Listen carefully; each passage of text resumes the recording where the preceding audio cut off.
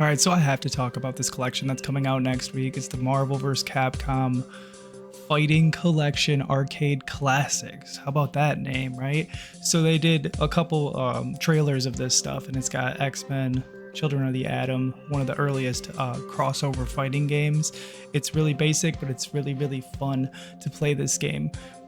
These games are historical for a lot of reasons, but a lot of it has to do with licensing and the ability to have these games in the modern era without emulating or sailing the high seas is a little bit difficult, and it's really expensive to collect. So the next game is Marvel Superheroes, the second fighting game crossover with Marvel. This one is really, really fun. It's got like the gems in it, so like you can get the Mind Stone and things like that and use it against players, and then they'll also, when you get hit, you'll drop it and they can pick it up. And it's really interesting because it takes place like the Marvel Part 1 kind of series with Thanos and stuff. X-Men vs. Street Fighter, another amazing game, more based with the Street Fighter franchise from Disney at this point, but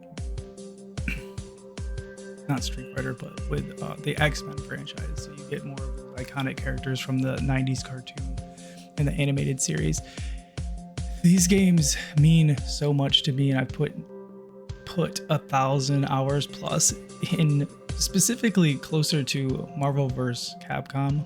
But the graphical style, the audio, the visuals, all of the stuff that comes together just looks ridiculous and is over the top madness when you understand the mechanics and start really getting into the game itself. There are people who haven't stopped playing these games since they came out. Like, it's part of their entire existence. Now, this Marvel vs. Capcom Clash of the Superheroes is my favorite Marvel vs. Capcom video game. I've done a video about it on the channel before I really had any skill at making videos, but this specific game is my favorite, and I will play this a ton online.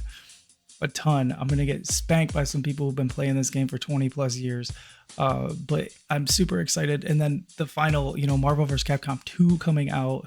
This thing was stuck for a while on just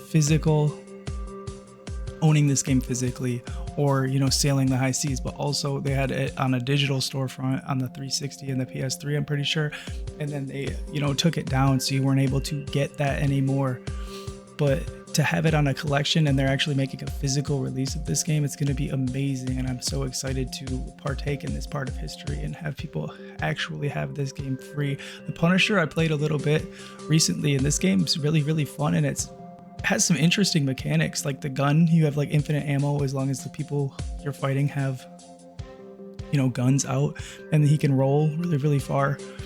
It's an interesting game, and I'm glad that there's a beat 'em up on this collection, and I'm super excited for this collection. I'm going to buy it digitally and physically, and I'm going to try to support these developers from holding from finally freeing these games and not holding them hostage anymore, and actually paying the licensing issues with the X-Men and Marvel in order to get these games into the hands of these people, because it's going to be a ridiculous time.